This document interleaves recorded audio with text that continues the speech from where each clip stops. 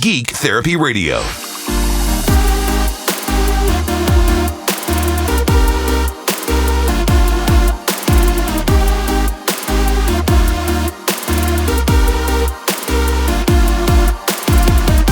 Welcome to the Geek Therapy Radio podcast. I'm your mental curator, Johnny Hemberger. And first and foremost, as we get off the bat here, I'd like to thank my newest patron on Patreon, Francis. Thank you so much for your patronage. As most of you know, I'm expecting my first child in November, so anything that I get through Patreon really helps towards diapers. As always, 10% of it at least goes to helping those with mental illness. It's something that I really believe in here at Geek Therapy Radio. One reason why I called it Geek Therapy Radio is that I really believe that a bit of geek therapy can help in so many ways. I don't know where I'm catching people when you listen to the broadcast or the podcast. You may be in a deep depression. You may just be feeling blue, or you may be just fine. You may be just fine, but no matter how I'm catching you, let's say you are kind of going through something rough. And I think nowadays, as of recording in early summer 2020, there's a lot of people going through some tough times. The world is uncertain. There's a lot of anxiety. Now more than ever, I believe that we are all geeks about something. That's just a universal truth. Whatever you're into, whatever your geek thing is, whether it's high tech or low tech, we're all geeks about something. So I believe a bit of geek therapy can help us through some dark times. So maybe it's discovering a new hobby. Maybe it's rekindling an old hobby. Maybe you used to knit. Maybe you used to build Lego sets. Maybe you used to fly kites or make kites or tinker with computers or program or whatever. Play video games, work on old cars. Whatever it is, I think now more than ever, a good bit of geek therapy goes a long way towards our mental well-being. So anyways, thank you so much, Francis, for supporting me on Patreon. I very much appreciate that. For anybody else who's curious, it's just type in Geek Therapy Radio and you're all good. Also, when you type in Geek Therapy Radio, just look for the red, white, and black color scheme anywhere. Whether it's on social media, Twitter, Instagram, YouTube, Facebook, all that stuff. Red, white, and black. That is my color scheme. If you found that, you found me. So thank you all to my new listeners. I'm going to talk about the Delorean here in a minute. So I would imagine that a lot of new listeners are coming over here from the video I did recently with David Murray, the 8-Bit guy. Going to talk about a little bit of the behind the scenes from that shoot. I think I'm going to focus more on the Delorean because that's a funny story, and I think there might be people who might appreciate me telling that story or finding it interesting. You all saw what happened on the video, so I'm going to talk a little bit about that. We may go on to other geeky things, who knows. I do my best to timestamp these things, either just in the description itself or in the title. I'll even put some timestamps to what veteran listeners know as the meat and potatoes. So one week I might talk about, I'll use today's as an example. I'm going to talk about the Delorean and overheating. That's the meat and potatoes, I believe, of this podcast. No matter what the podcast meat and potatoes is, I put it in a timestamp to help you find it easily. Another house cleaning note here before we move on. When I put the timestamps, I always put the about symbol. So meat and potatoes at about 10 minutes and 13 seconds, or meat and potatoes at about 4 minutes and 20 seconds, whatever. I always put about because I don't know what the podcast uploading service, what ads they're going to add. A lot of the times, and I don't know what you're listening on. I don't know if you hear the ads when it's on Apple Podcasts, Pocket Cast, the iHeartRadio, whatever you're listening to. I don't know what ads they put on there. So usually when I put a timestamp, it's within about 30 seconds, maybe a minute at most, and you can skip around on most players. So that's kind of a courtesy I try to do for you. The last thing before moving on to the Delorean story, and again, I'm just saying this because I know that I have a lot of new listeners right now. You are part of this. If you're listening to Geek Therapy Radio, do not feel ever that you are not a part of this, like you are just consuming. By all means, yes, you can just consume. You never have to reach out to me. The fact of the matter is, it's a numbers game. Most of you will never, ever reach out to me, but I make it a point to let you know that you are a part of this. If you ever want to reach out to me for any reason, you can ask any of my regular listeners who reach out to me on a regular basis. Asaf and Anderson and Dave and the rest of you, you know that I'm here and that I do my best to respond to the emails, respond to the tweets, whatever it is, and I will bring up important points that you raise to me very often.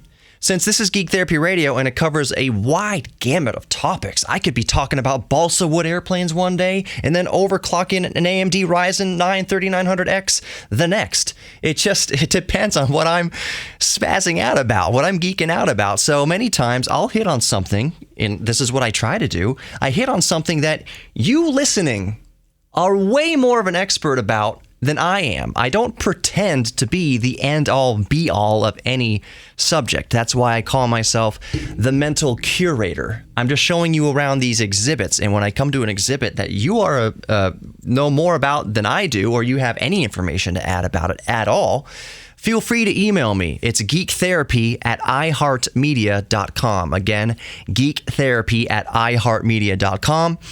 Geek Therapy Radio on Twitter. Just type in Geek Therapy Radio on Twitter. Again, look for red, white, and black color scheme, and that's me.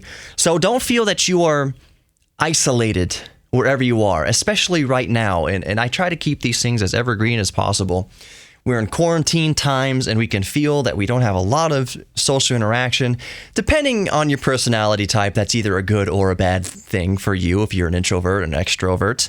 If you're an extrovert and you're kind of forced to be an introvert right now, I'm telling you that you are not alone.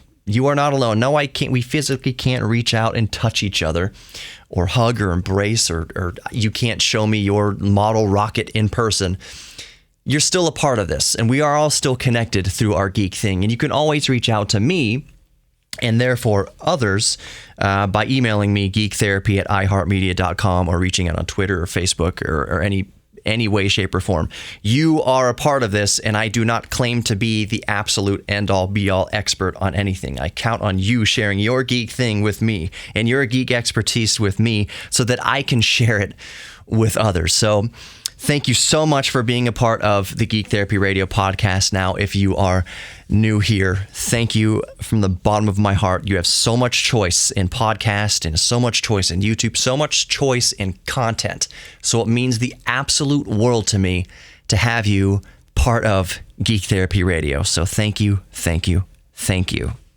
Okay, so housework out of the way, and there is no fourth wall here at Geek Therapy Radio. I lay it all out every week. I am an open book here. There is no mystery around how I produce the show. I will talk about nitty-gritty things like compression ratios and what microphones I use, and sometimes I'll experiment with a microphone or a compression method, either digital or audio compression, and let you know what I did at the end. Sometimes I'll record entire shows to cassette tape. That's one of my favorite things to do, and then let you know at the end of the show, hey, by the way, you were listening to a cassette tape, and it sounds pretty good, doesn't it? So it's all out in the open here on Geek Therapy Radio. Just get used to that. Geek Therapy Radio, I try to keep it very conversational. I know you can't respond to me immediately. You can't speak through your headphones or speak through your speakers to me, but we're just conversating. Since I like to let you behind the wall here, there's some good advice I got from radio broadcasters. For those who don't know, first and foremost, Geek Therapy Radio was a broadcast. It still is a broadcast.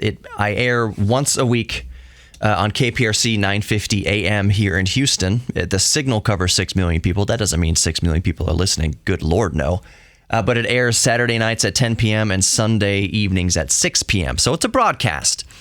But one of the greatest bit of advice, and I still get advice all the time from broadcasters and just veterans of this business, is you're trying to have a conversation with one person. So oftentimes I'll envision you, the audience, as one singular person just sitting across from me from the desk here, or from the microphone, and I'm just talking to you. And I know it's kind of weird because you can't immediately respond to me, but I like to feel that I'm talking to you as if you're on the other side of the table, which means I'm going to pose rhetorical questions, think out loud, just have a conversation with you. So just be ready for that.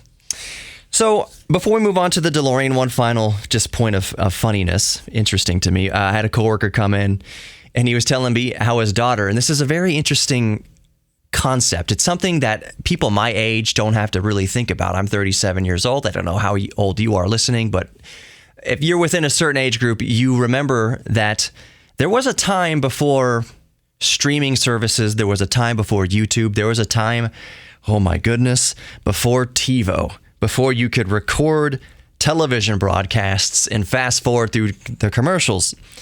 So my coworker Nick walks in and he tells me that anytime he's watching TV with his daughter's something like 3 years old, broadcast live TV, his daughter keeps saying, skip it, for all the commercials. Oh, how you have to break the iGen's heart when they're watching broadcast TV. I'm sorry, honey, we can't. It's just live. We can't fast forward through the commercials. I find myself even saying that when I'm watching TV with my wife. Fast forward. I'm saying it facetiously. If you're watching Big Bang Theory or I don't know what is on TV, anything, fast forward it. Babe, fast forward. Just to piss her off. You can't fast forward live TV. But that's one of the biggest differences between us and I think the iGeneration is, hey, instant access to everything, instant access to skipping advertisements. I just spent a few minutes at the beginning of this podcast telling you how you can skip the advertisements in my own show. And whenever I do live advertisements, that you'll know, hey, live endorsement incoming. And so you can be able to skip through it. That's one of the luxuries we have with streaming media and pre-recorded media is that you can skip around and you can skip the ads. There was a time when you couldn't do that. And it's what an earth-shattering thing it must be to the iGeneration sometimes when they're watching live TV that they can't fast forward through commercials. I can fast forward through a YouTube video. I can fast forward through any Netflix, whatever. There's no ads on Netflix. I hope and pray that we don't see the day when there's freaking ads on Netflix, but I don't put it past them. Fast forwarding through ads. It was an interesting concept. Okay, meat and potatoes. Here's the timestamp at about 11 minutes and 55 seconds. The DeLorean overheated when we were filming with the 8-Bit Guy. Me and Dave Murray were filming an episode for his channel, the 8-Bit Guy. Some of the things around Houston. And I've read through the comments, and there are some comments. There was one comment, I forget who wrote it, but saying, oh, obviously there's going to be things about while you were here, you should have visited this. You should have visited this. You forgot about this, forgot about this. You forgot about all these things. Houston is a massive city. I understand. I had to, for instance, when we were driving around the astronauts neighborhood there in El Lago, near Clear Lake, everyone always forgets about Mike Collins, or everyone always forgets about these astronauts. I said in the video that we could only show in this segment maybe 2 houses because it would take hours. It would literally, in the literal definition of the word literally, take hours to go by every single home that an astronaut or some important NASA personnel lived in. There's an arcade, what do you call it? Conservatory, I guess you would call it, in the woodlands of arcade machines and pinball machines and all that era of video games. Yes. But there's so much. And Houston is such a big city that there will be more time at another time to maybe cover other things. So you kind of had to pick and choose what you can show in one video within a reasonable amount of time. So yes, I hear you. David hears you. There's a lot to cover. The fact of the matter is, we didn't cover more things than we actually did cover. That there was way more to cover, and we didn't even scratch the surface of what there is to cover in Houston. When David goes to Austin for the next video, I promise you, it's going to be jam-packed with so many things. Even that is not going to scratch the surface of all the cool, techie, geeky computer things that have happened in Austin. Anything that's relevant to geek culture, you can't scratch the surface of it. If David did a 5-hour documentary about Austin, it still wouldn't scratch the surface of all that Austin has to offer. Same thing with Houston, same thing with Dallas, same thing with most cities and most states. There is only so much time and only so many things that you can reasonably show within one amount of time. It just kind of sucks. What does make the cut? What doesn't make the cut? it's kind of a judgment call, but rest assured, we know, and I know, living here in Houston, there is so much more out there. So anyways, that little technical side note. The DeLorean. My car is a 1983 DeLorean DMC-12 VIN number 15575. Her name is Lauren. Lauren the DeLorean. Actually, technically, her real name is Todd, as per the VIN, because there's a section of the VIN that says T0DD or TODD. But Todd doesn't sound like a great name for a car, and your ship should always have a female name. Saying that, actually, or at least be referred to as a female, because the first thing that comes to my mind right now is the Enterprise. And the Starship Enterprise, the Enterprise is not a female name, but the ship is always referred to as a female in the female tense, the female description. So the DeLorean is Lauren because your ship is a female. My daily driver, this is a good point here. There's other comments in the video saying who drives around the DeLorean in the Texas heat? Who would drive it around and not replace the hoses? Well, I don't drive it around all the time. I've got other daily drivers. Regular listeners of the show know my daily driver, at least for now, is a 2010 Audi S5, and her name is Rowdy. I got her several years ago, used. There's no way I could have afforded her new. Got her used. She is... The main reason I got Rowdy was that she's kind of the last of a dying breed. A small block, naturally aspirated German V8, 4.2 liters, more importantly, with a 6-speed transmission and 3 pedals, clutch, brake, accelerator. When I bought the car and I was specifically looking for Rowdy, I'll get back to the DeLorean in a second, I promise, but when I was specifically looking for Rowdy, the salesman thought I was insane. He says, you do realize nobody ever walks into a luxury car dealership asking for a manual transmission. There's a reason why, at least in the United States, that manufacturers are phasing out manual transmissions. Nobody's asking for them.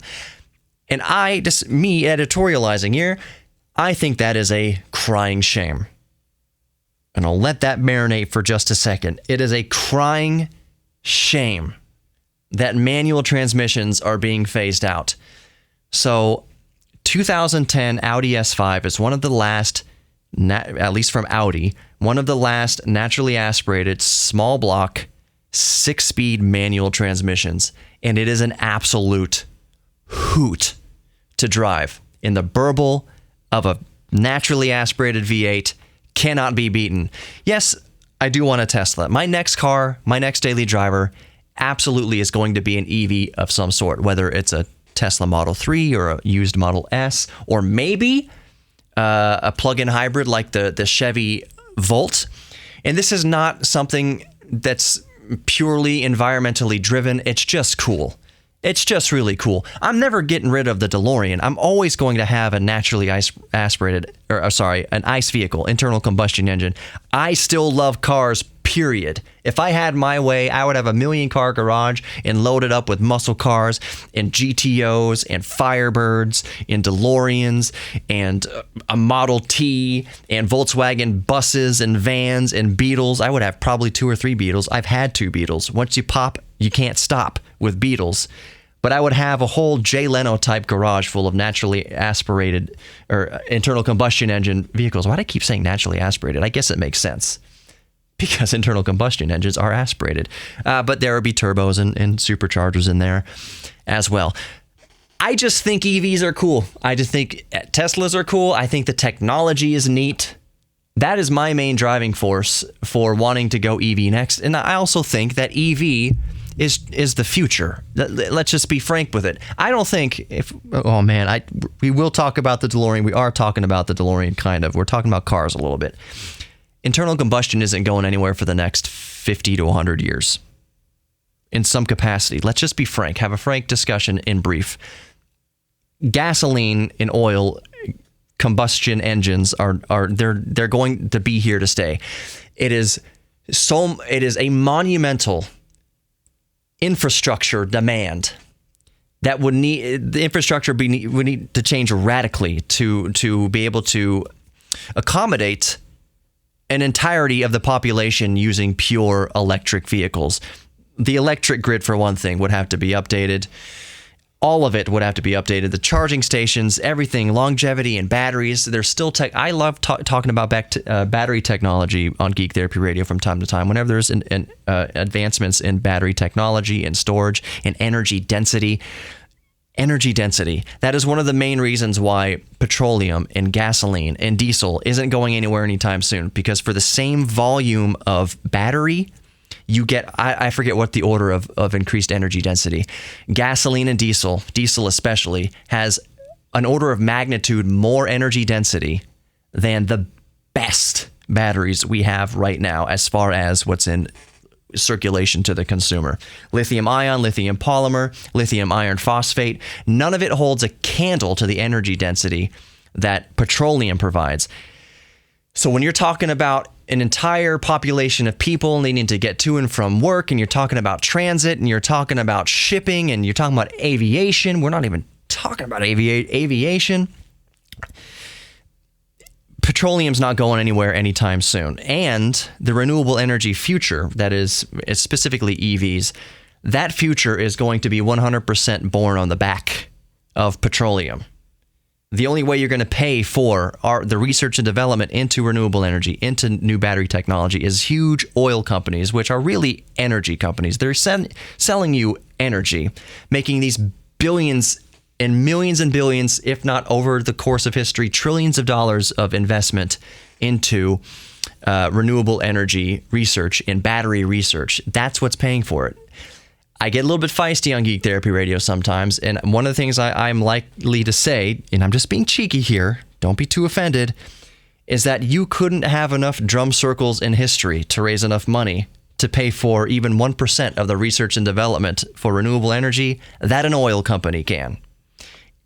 This movement towards renewable energy and the ecosystem, that's great. 100%, I applaud it. We need to take care of the only planet that we have. But that is not the real world as far as research, as far as funding research and development for that green future. The green future is going to be born on the back of oil. That's just a frank statement there. That's just to be frank. And you may disagree. You may completely disagree with me. But I think it's 1,000 times more effective to bring about real change, to be a realist about things, than it is to bang on a drum, smoke some peyote, and just wish for good things to happen. Green still talks. Money still talks. And whoever's making the most money and can afford the most research and development is going to get us there. Oil companies, or should I say energy companies, aren't stupid. They know that they have no future if they don't invest in renewable energy. So they're just going to figure out a way to profit off of it, how to make it profitable, how to sell us these batteries, how to sell us this energy, because that's what their end game is. It's to be profitable. So of course, oil companies, quote unquote, right now are going to be the biggest investors in the renewable energy future, because if they don't, they will die and they will fail.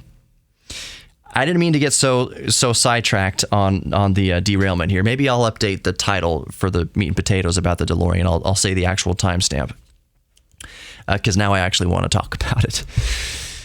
In the video, we got into the DeLorean and we were to set off on our way.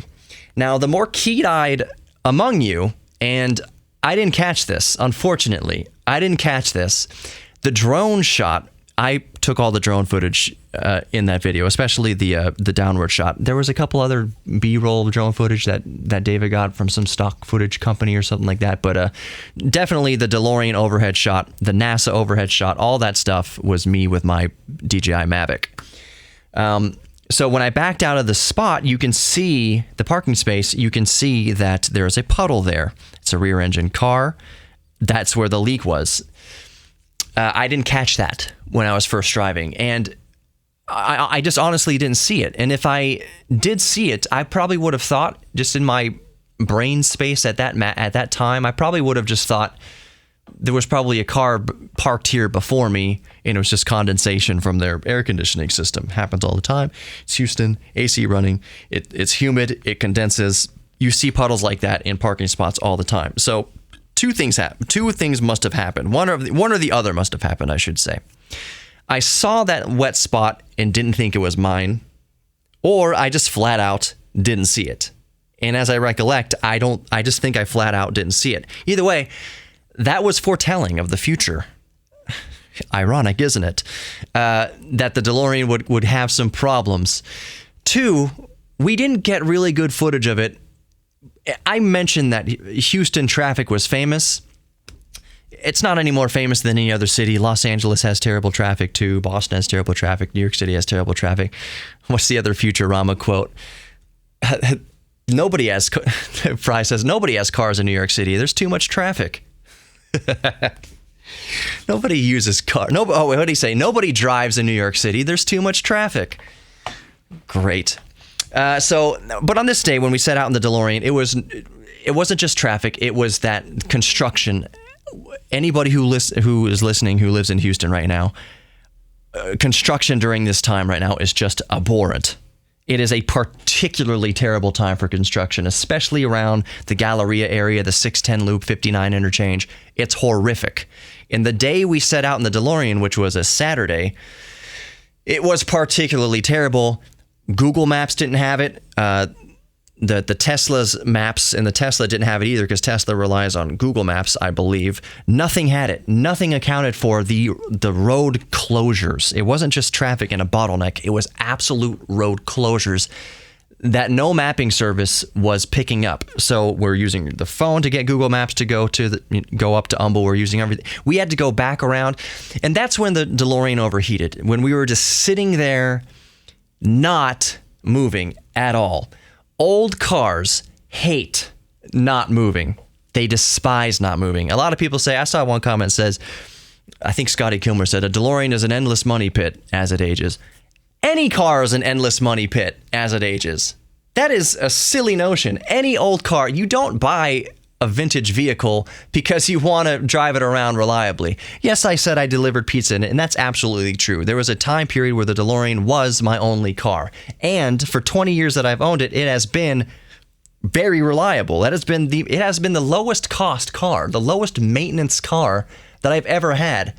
Rowdy, the 2010 V8, as much as I love it and as reliable as it's been, it has still been, in comparison with the DeLorean, catastrophically expensive compared to the DeLorean.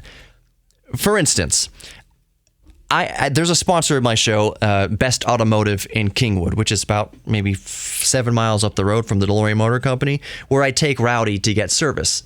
I needed to put in a new starter into Rowdy. Now, in any other car, most other cars in the world, a starter, just changing the starter, is maybe between $200 and $700 at the most expensive, in and out. Parts and labor. You could do it yourself in most cars in the driveway in a couple hours. You can change the starter. A couple $100 for parts, done. In the Audi, in the 2010 Audi S5, by the way, that's $1,500 to $2,000 parts and labor. The part is only $250, $300. The labor, it's an engine out procedure. Well, technically, you have to lower the engine. You have to undo a little bit of the subassembly, lower the engine. You have to detach the transmission. It is a pain in the butt to change the starter in Rowdy. The quotes I was getting were between $1,500 and $3,000. $1,500 and $3,000 for a starter. Changing the starter in the DeLorean would be finished for a couple $100 and a 6-pack of beer. Actually, you wouldn't even be 6 deep. You shouldn't be working underneath an engine if you're 6 deep anyways. I'm just saying, the term shade tree mechanic comes up. There's no computer system, not really any computer systems in an old car like the DeLorean. You can fix things relatively cheap in the DeLorean. And we're getting into the myth here of DeLorean cars. DeLorean, we just have to accept the fact here. The Delorean DMC-12 is known through 99% myth, 1% fact. There is so much fog surrounding the DeLorean, the DMC-12, that most people know it for. out of one part of their mouth, they'll say that it's a notoriously unreliable car. It's a hunk of junk, which there is some credence. I can understand why people come to that conclusion. But on the flip side of things, I remind people, this car is almost 40 years old. It is well over a third of a century old, and it's still driving. It's still on the road.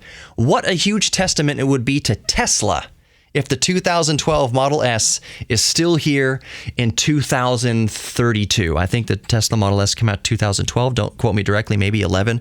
But let's say we get to the year 2030 and Teslas are still around, the first generation Teslas. And remember, all the DeLorean was first generation. That's it. That was its entire run, was first generation only, with all the problems that first generation vehicles have. I always think of first generation refreshed Nissan Altimas. They are also notorious pieces of crap. But then they got better because they had the luxury of refreshes and updates. DeLorean never had that. The most major update that the DeLorean got was the alternator. The first alternators in the first batch of cars that were shipped, the famous car that Johnny Carson got trapped inside of, the engine, he broke down on the side of the highway. It's because it had the first batch of inferior, underpowered alternators. So when you're driving down the road and you turn your headlights on, you're losing electricity from the battery. They've later updated that, so it's a bigger, much higher amperage alternator. That wasn't an issue with the next batch of DeLoreans. But first impressions are everything. If you have a big Hollywood actor who has helped fund the DeLorean Motor Company, who has invested in the DeLorean Motor Company, and he's driving around in his first DeLorean and it breaks down in LA, it's page one. They're not going to talk about the next batch of DeLoreans that came out that fixed that issue. No. All the cameras are on you. It's the news of the day. DeLorean was unlucky right out of the gate. The small alternator. The engine also in it was a last second decision. John DeLorean is not an idiot. He knew cars. He created the Pontiac GTO. He was a god among men when it comes to automotive engineers through automotive history. That's just an understatement. John DeLorean was a genius. He single-handedly saved GM from bankruptcy. He started his own car company, realized there's decisions that need to be made. He wanted a Mitsubishi engine he wanted at least 200 horsepower out of the DeLorean, if not closer to 300. Obviously couldn't get it. Had to use the PRV V6, which had been used in millions of cars. The PRV V6 was used up until the early 90s, even in Chrysler vehicles. The PRV, as it stands today, still has the top speed record at Le Mans. It's something like over 250 miles an hour in the straight at Le Mans. Now, I'm not a Le Mans expert. They may have added some chicanes in the straight. They may have made it so you can't reach such high speeds. The track has been altered. We know that. The track at Le Mans has been altered. There's been horrific accidents at Le Mans. But as it stands, it's a different setup. The same PRV engine in the DeLorean has been in other vehicles, including at Le Mans, that has won races. It was the Alpine or the Alpina, Renault, whatever, that won rallies back in the 80s. The engine itself isn't a dog. In its other setups, specifically in its setup in the DeLorean, it was a dog. I describe the PRV engine in the DeLorean a couple ways. One, I describe it as a V6 that sounds like a V8 that goes like a four-cylinder.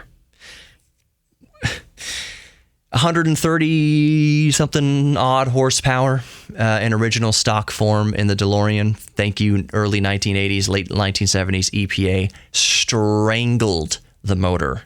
That motor, sorry for my international listeners, that engine, because technically motor refers to an electrical motor.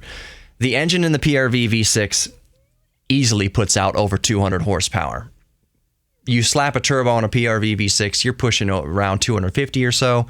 So you let the engine breathe. Let's just talk natural aspiration. You let the engine breathe a little bit better. You have a high flow catalytic converter, a higher flow exhaust. You put different cams in there, a couple other little tiny things. Really, it's nothing major. You get up to 197, around about 200 horsepower out of that stock engine. And I've been in DeLoreans that are around 200 horsepower with those modifications. It is an entirely different car.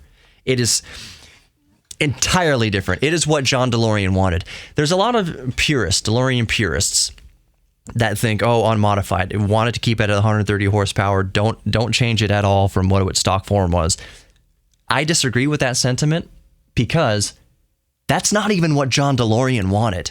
The engine decisions that went into the PRV V6 vexed John DeLorean horribly. He was so unbelievably pissed that they had to go with that engine setup. John DeLorean, the creator of the DeLorean motor car, wanted more horsepower. So I am all for modest revisions to the car to keep it stock, but bring up the horsepower. You can keep the VR6, that's Volkswagen. You can keep the PRV V6 in the DeLorean, bring it up to the 200, maybe 250 horsepower that John DeLorean originally envisioned.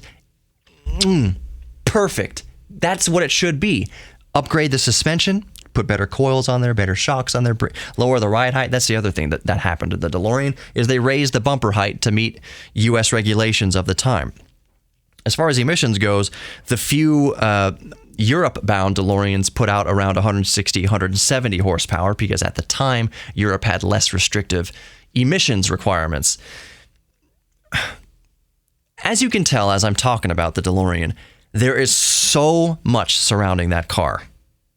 So much myth, there's so much meat on those bones of history. We're not even talking about how it was built in Belfast, Ireland, the Irish struggle that was going on, Molotov cocktails being thrown over the DeLorean factory fences, Protestant and Catholic factory workers coming together and working in harmony instead of being at war with each other.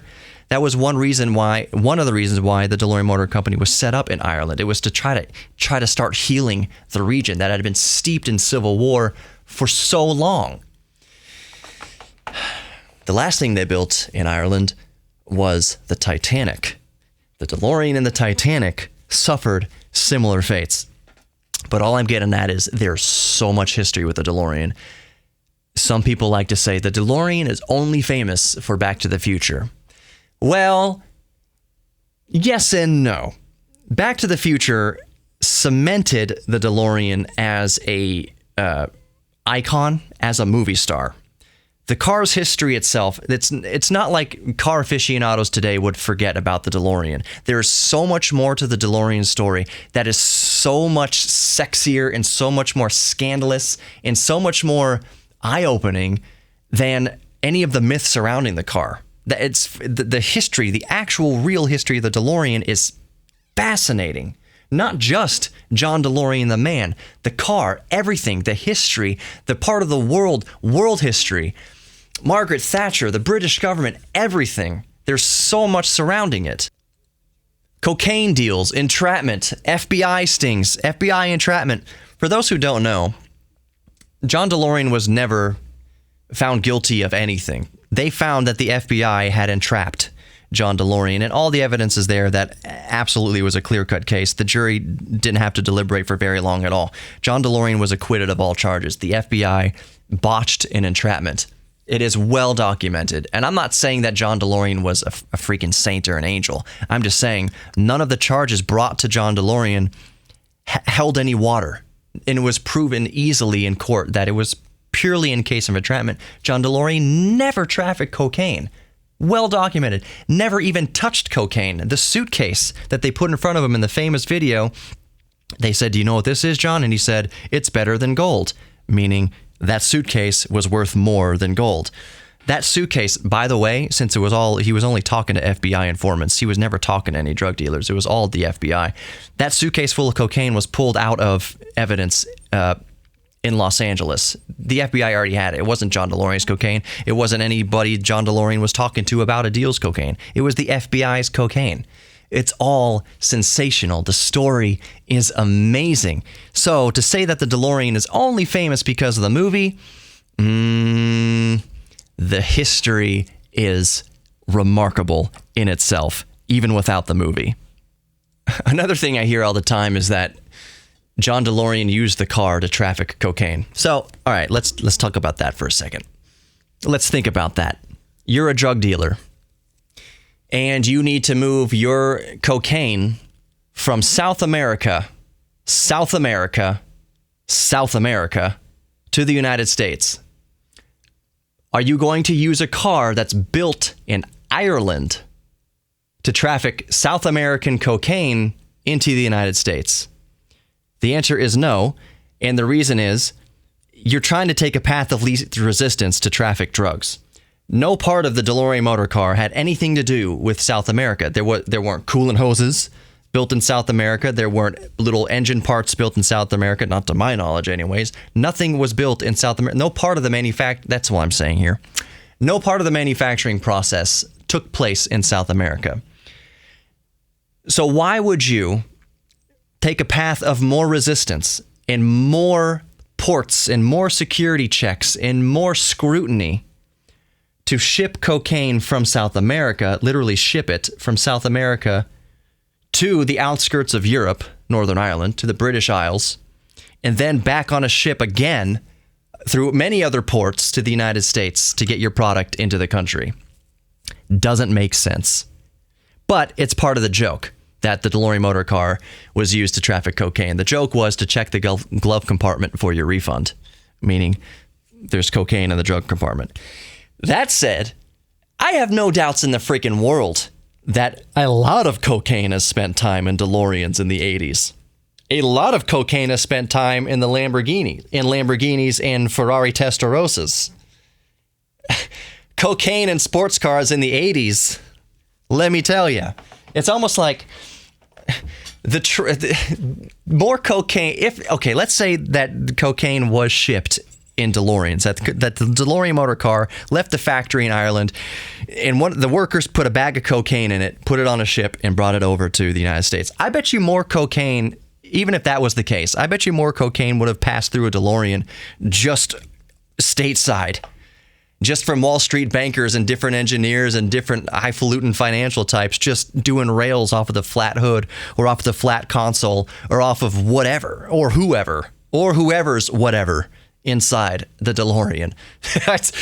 There's been cocaine in DeLoreans, don't get me wrong, but John DeLorean didn't put it there. He didn't facilitate any trafficking. None of it in any universe makes sense that it could be a feasible possibility. Ask a drug dealer. I can't have a drug dealer on the show, but if you have some sort of drug lord in South America, it would be funny to interview. Would you ship cocaine to Europe, or the British Isles at least, and then over to the United States? I guarantee you he would say, "Are you insane? That makes no sense. Are you kidding me? It's a longer path. It's more cops. It's more DEA. It's more scrutiny. It is more conspicuous. None of it makes sense. It's extra cost. It's more overhead. It does not make sense to traffic cocaine across the world to one part of the world, at least with DeLorean Motor Company. Doesn't make sense. It wouldn't be their first choice, let's just say. First choice is, let's just get it. Let's just get it as the crow flies, as easy as possible to the customer from where we manufacture it. Anyways, that's that. So that's not that. There's so much more to that story. There's so much more to the history. But let's talk about the mechanicals.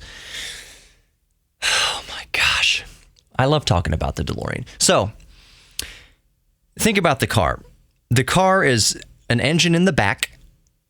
For those of you who don't know, the engine is in the back, and the radiator is way up front. Several feet away, 10 feet away, whatever the actual distance is. There's a lot of plumbing in between the radiator, what's actually cooling the engine, and the actual engine way in the back.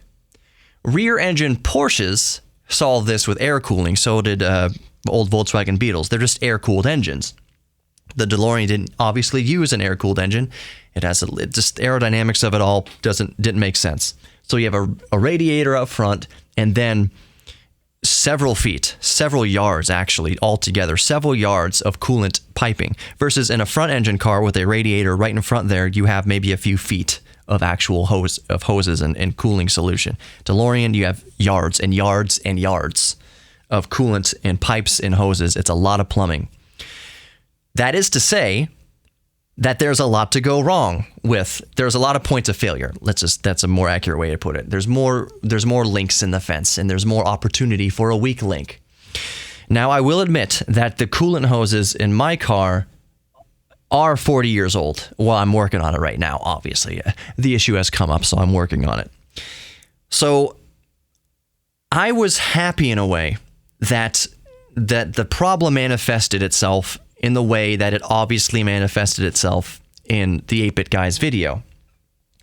It's kind of like, well, where is he bleeding from? Have a patient on the table. It's probably this big jugular on his neck that's spurting blood. Sorry to be so graphic, but that's pretty much what it was with the DeLorean. Oh, the coolant is shooting out catastrophically right there from this rubber hose. That rubber hose costs, I forget what it is, between $4 and $6, less than $10. All in to fix it, I am less than $10 out, including the cold beer that I will have with me while I fix it. I've already removed that offending hose, by the way, and I'm making a video documenting the repair.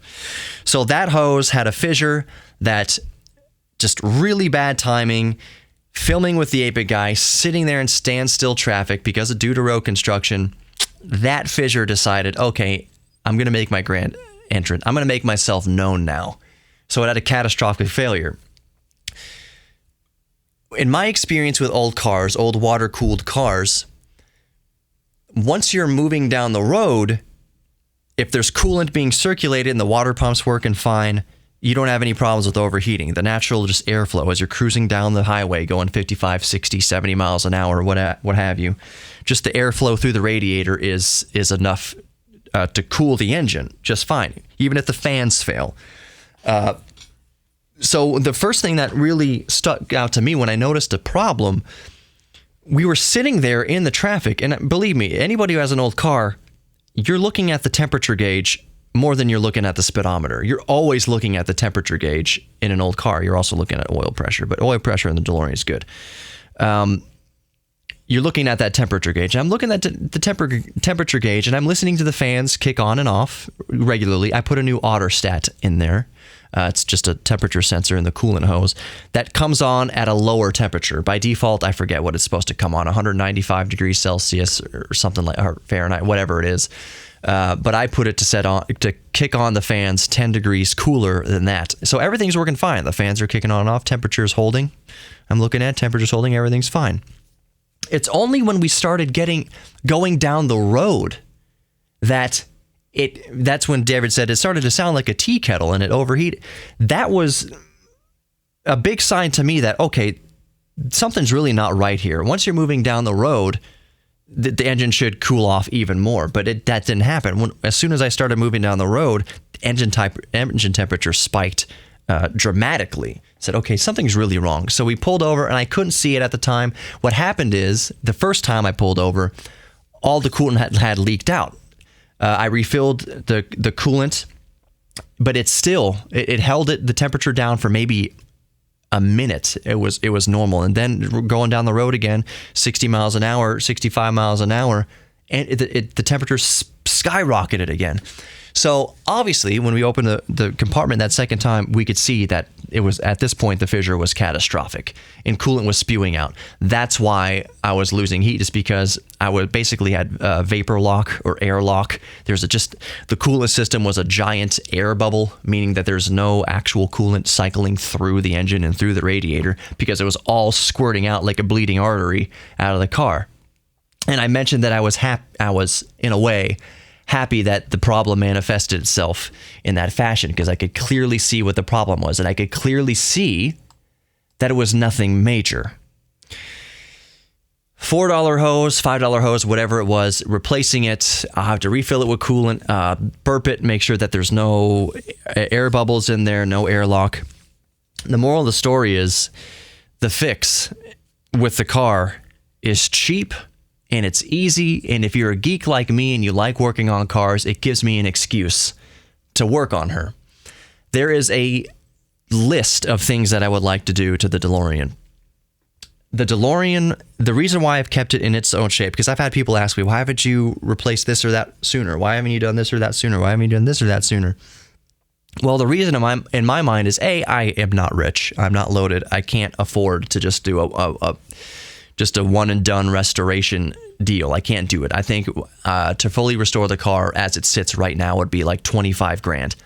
Now, I'll let the novices among you soak that up for a second and freak out for just a couple seconds. $25,000 to restore a car. Just let it freak out for a second. Okay. The older car guys and gals listening right now know that a $25,000 restoration for a car isn't that shocking. Actually, depending on what kind of car it is, $25,000 to fully restore a vintage automobile is a steal. There are cars that can cost $50,000, $60,000, $70,000, $100,000 to fully restore. So the fact that, quote unquote, all it would take to restore my DeLorean to full restoration is $25,000 to $30,000, that's about reasonable for restoring a vintage car. Saying that it's reasonable doesn't mean it's cheap. $25,000 to $30,000 isn't cheap. So the novices who are novice to car restoration, you do have merit to freak out about that number. Anybody who's been through this before, who has restored an old car, that sounds about, depending on what you're comparing it to, $25,000, $30,000 sounds pretty reasonable. So I haven't done it because, fact remains, it's $25,000, $30,000 if I wanted to fully make this thing concours, just to bring this DeLorean up to like the perfect freaking specimen of a DeLorean. That would include updates to the cooling system. First and foremost would be the updated modern cooling fans. You don't even have to replace the radiator in the DeLorean. You don't even have to replace all the hoses and pipes in the DeLorean. All you need to do in the DeLorean to get the coolant system under control is, I would say, between probably total, all said and done, it probably takes $300 to $400. That's it, to fully sort out the DeLorean coolant system. Now, that number is going to go either way a little bit, depending who you talk to, depending on people's experience. But the fans cost about $200 for a pair, around abouts that, maybe $220, $230 for a pair of new low current draw, high airflow electric fans. That is the most important part to sorting out the DeLorean overheating issues. Two, I've already taken care of the temperature sensor. It's called the Autostat. I've got a new and improved part. Clicks on sooner. The circuit's okay. It's not going to blow the fuse anymore, especially when you put on low power draw fans on there. It's not going to mess with the electricals. So the cooling is easily sorted out. So I'm on my way down that path. The reason why I haven't fully updated the car in its entirety, like I said, isn't just because the price. It's also because, and maybe this is a justification, but the more time goes on, the more I do appreciate this fact, is that a classic car is only 100% original once. Yes, the coolant hoses in that car are 40 years old. Yes, the car's from 83. That's technically 37, 38 years old, about coming up here in 2021. The hoses had to be manufactured within a couple years before that to be ready to be put on the cars, and the hoses are nothing special. Nothing special about the hoses. So the hoses have been manufactured around about 40 years ago, if not longer than that. I haven't replaced a whole lot of stuff on it. You saw that the seats are kind of tore up. Maybe you didn't. Maybe you didn't pan down to see that what David was sitting on. The leather is kind of ripped up. They're not in great. The upholstery isn't in 100% great shape. The binnacle or however you want to pronounce it, the instrument cluster, the leather on top of that is cracking. It's been in the Texas heat it's probably, before I bought it, I generally have kept it garaged in the 20 years that I've owned it. But before then, who knows what the previous owner did up until the year 2000, may have had it just sitting and baking. This parking lot, the place I bought it from had it sitting out on the lot, just baking in the Texas sun for God knows how long before I showed up. All I'm saying is there's cracks. There is some wear and tear here and there. Some of the side markers are a little bit cracked. The stainless steel is in really good shape. I mean, that is one reason why he went with stainless steel body panels. Note what I said there. Stainless steel body panels. The body of the car is fiberglass or vacuum formed, whatever. It's not purest fiberglass. But regardless, the body of it is not stainless steel. Those are only panels that go over. It's like an exoskeleton that goes over the actual body of the car. The idea was you get to a fender bender, you literally just with a few bolts pop off the fender and pop on a new fender, and you're out the door. They could ship the fender to your house. The other part of stainless steel is 304. Is it 304 stainless steel? 340 stainless steel? I want to say it's 304. If I was betting on who wants to be a millionaire, I'd say it's 304 SS 304 or 304 SS stainless steel. I can clean tree sap off of it with gasoline. It's stainless steel. It doesn't stain. So it still looks the same as it did when it rolled off the factory back in the early 1980s. Stainless steel looks great. But there are parts about the car, the louvers have a crack in it. Seats are the condition that the seats are in. Binnacle is in the condition that it's in. Everything is in the condition it's in. Because my main focus has been just keeping it on the road. So what I have invested in are new brakes because I want it to stop. Or I benched the brakes. They're not like updated brakes. The brake lines are stainless steel braided brake lines now. So I had all the calipers and everything benched and cleaned and back in perfect working order because I want this car to stop. The other thing I invested in was the fuel system. I had the fuel system cleaned. I had the new fuel pump put in. So I wanted to make sure it starts every time and it stops every time.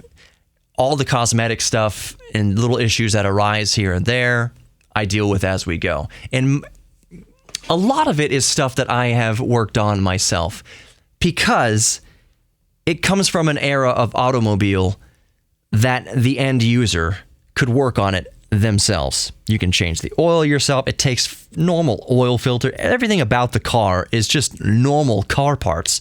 Some people wonder, oh man, if the doors get droopy, it must cost thousands of dollars to get those doors fixed. It cost me $25 in a trip to O'Reilly's or AutoZone or any auto parts store. The same gas struts that are in the hood of your car or the trunk of your car, the bonnet of your car, or the boot of your car, to cover all my bases here, those same pressurized gas struts are available anywhere. It's the same. The DeLorean uses the exact same gas struts. Those are dime a dozen parts. If both doors get saggy, it costs me between $50 and $60 to have the doors go pop right back up again. I do use special struts, though. I get them from a DeLorean supplier that has a little bit of a slowdown at the top of its arc, where it goes fast for most of it, and then the last little 5% of the swing, it grabs and slows down so that the doors don't just go up, bounce, bounce, bounce, bounce, bounce, bounce, bounce, that they go up, and they stop. It looks really cool. And it's also just to protect the doors. You don't want it bouncing and whatever. I could use any old gas struts on there. The struts that it came with, the gas struts that it came with from the factory weren't any of these Lift-O-Matic struts that the DeLorean guys use. They just went to the top and bounced. We used an improved part in there. It costs no more than any regular gas strut. Point I'm saying is, if I need to fix the door, I go to O'Reilly's. Done. Down the street, half mile from my house. There's so much myth about this car. Oil canister, or the oil filter, get that anywhere. The oil, I put 20W50 in it. 20W50. It is absolute sludge that I put into that engine. And that's what's recommended. The tolerances of the DeLorean, of the PRV V6, especially in the DeLorean setup, aren't that tight. The compression ratio ain't that great. The oil I put into the Audi, the 2010 Audi, is 0W40. The tolerances are that tight in that modern engine. I could put Crisco in the DeLorean and it would be just fine and smell like French fries, probably. I don't recommend doing that. I'm just saying it's an old donkey of an engine. You put regular unleaded gas in there. You don't put premium. You don't even put mid-grade. It takes regular unleaded gas. There's nothing fancy about it. The amount of times people walk up to me at a gas station and say, oh, it's a helicopter engine in there, isn't it? You got to use avgas in that. No, it's just a car. It's just an engine. Meaning, back to what I was saying is, I can work on it myself in my garage holding a beer. 90% of what you can do to a DeLorean, anybody who knows how to hold a wrench can fix themselves. And that's part of the joy of what a lot of people get out of vintage cars, is that you know that you can work on it yourself. Part of this comment, and I'll start wrapping up here. We're getting an hour long. I hope you're enjoying it. I mean, hope you're enthralled with the conversation. But part of the enjoyment of having a classic car is that we know we can work on it ourselves. When some people say that old cars or specifically DeLoreans are money pits.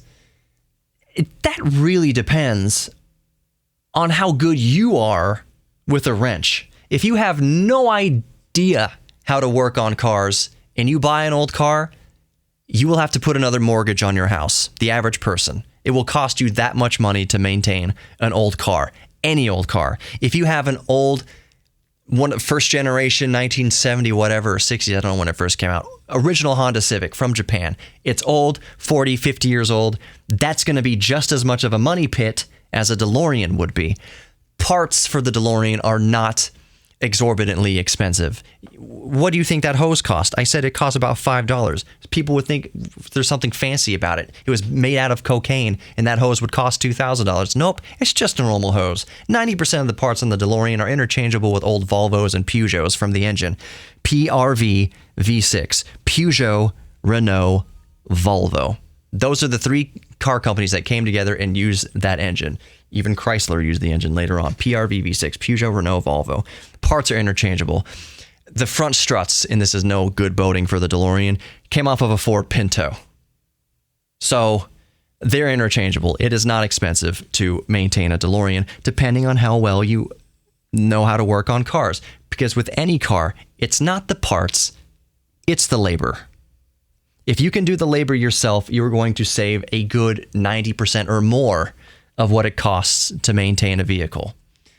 Remember the Audi I said I just changed the starter. It's a $220, $250 Bosch or whatever starter. But the job was going to cost $1,500 to $3,000 just in labor, just to get to access to that part in the engine.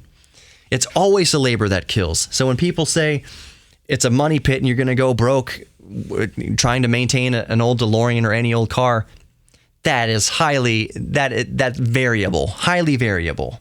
And I would suggest that unless you are just loaded, unless you are just filthy rich, have more money than you know what to do with, don't even think about getting an old car unless you have just 1/8 of an inch of common sense with a wrench.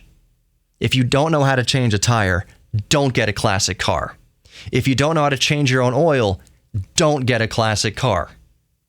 Because anytime things go wrong in a classic car, and they will, it's just time is a murderer of all things, you're going to have to pay out the nose. You're constantly going to be bringing it to the shop to have somebody else work on it, and they're going to charge you an arm and a leg to do it. If I brought the DeLorean to Delorean Motor Company, I love Delorean Motor Company, I know them very well, but it would probably cost me well over $100 to change that hose, most likely. It would cost me probably close to around $100, parts and labor to change that hose. Why? I could do it for $4 or $5, $6 myself, including a beer. And I get the joy of working on the car and knowing the car. I can feel if something's wrong with the car through the ball of my left foot. I know something's wrong. Now, I couldn't feel the coolant leak in the ball of my left foot when we were filming, but the engine was running fine. Everything's fine. The engine is still running fine. The linkage in the transmission, everything's steering wheel, everything feels normal. Couldn't feel the coolant leak, but I could definitely see the temperature skyrocket, and I could hear the last little burbles and bubbles and belches of the last bit of coolant escaping. But I'm glad it wasn't anything serious. A fissure in a coolant hose isn't anything serious.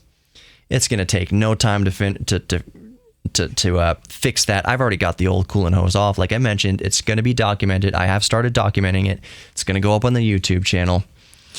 Not that big of a deal. And it made for a good video. There was a time we were deciding whether or not we wanted to include any of the DeLorean stuff in the video. I said, it would be embarrassing, whatever. But I thought, you know what? This goes along with the whole lure and mythos of the DeLorean. People will get a kick out of it. Even the people who have nothing but bad things to say about a DeLorean, they'll enjoy seeing a DeLorean, confirming their suspicions that all DeLoreans are junk. They'll like it. People who love DeLoreans will say, oh, poor DeLorean.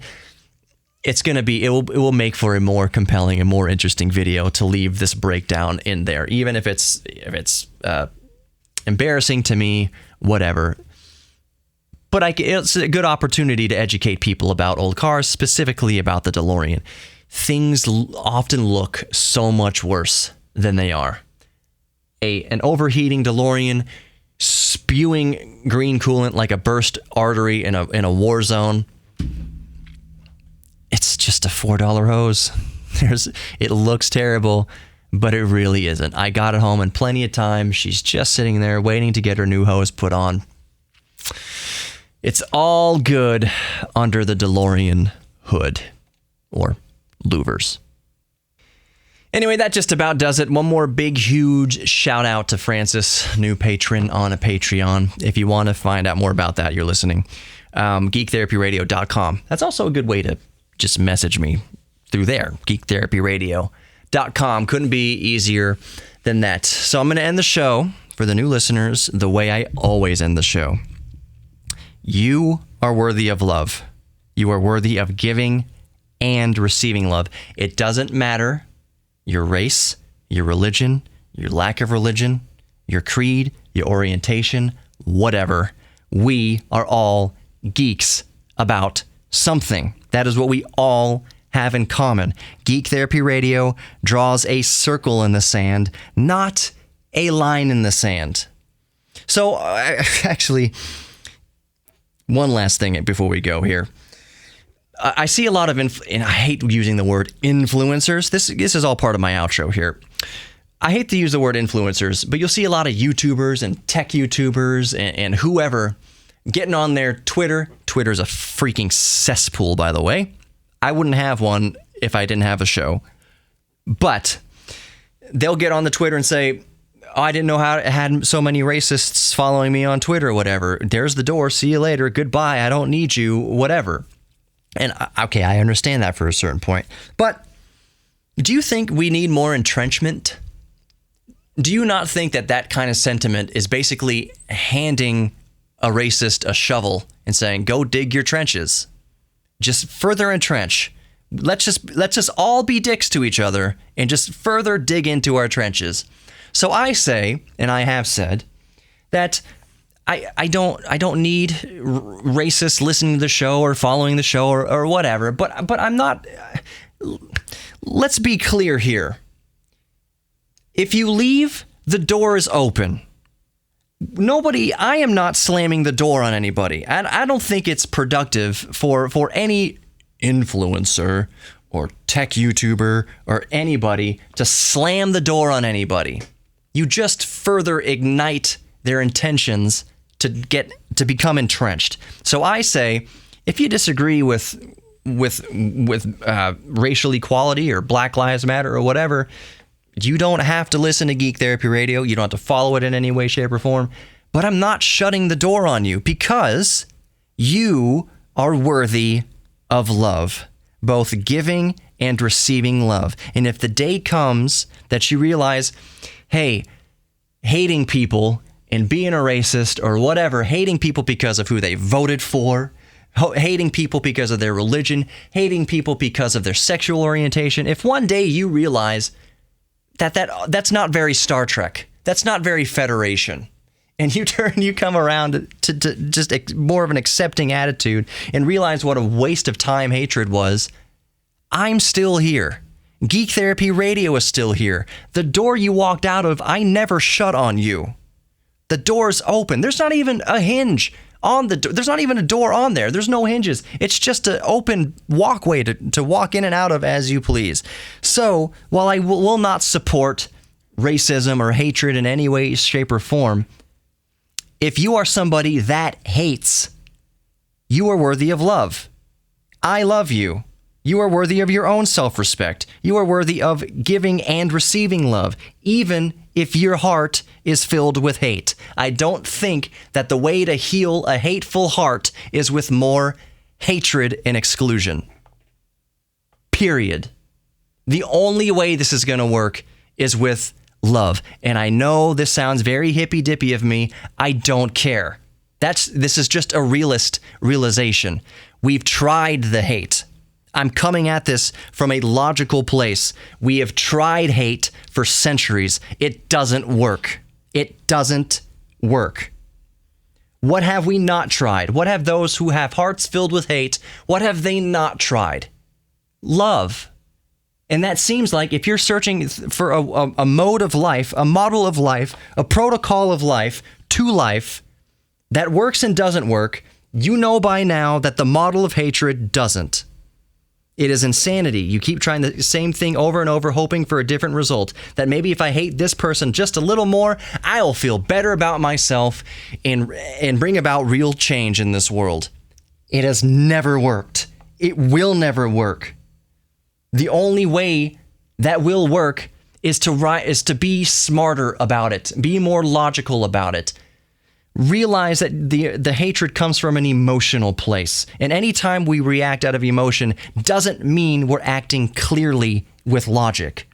Emotion is the antithesis of logic. Spock knew this. Data knew this. Logic is the only thing that works. But I think logic combined with love, not hatred. Logic combined with love is a working formula. Would you rather spend time around a reformed racist talking about Star Trek and Star Wars and Lego and trains and rockets and computers and 8-bit processors, or would you rather just hate them and hate who they're voting for and hate? What world would you want to live in? Do you want to go and see their cool classic car and out of a place of love and logic and understanding and reform? Or do you want to just... Oh, I see they have a sweet 69 Camaro in there, but they voted for Donald Trump. I don't want to go over there.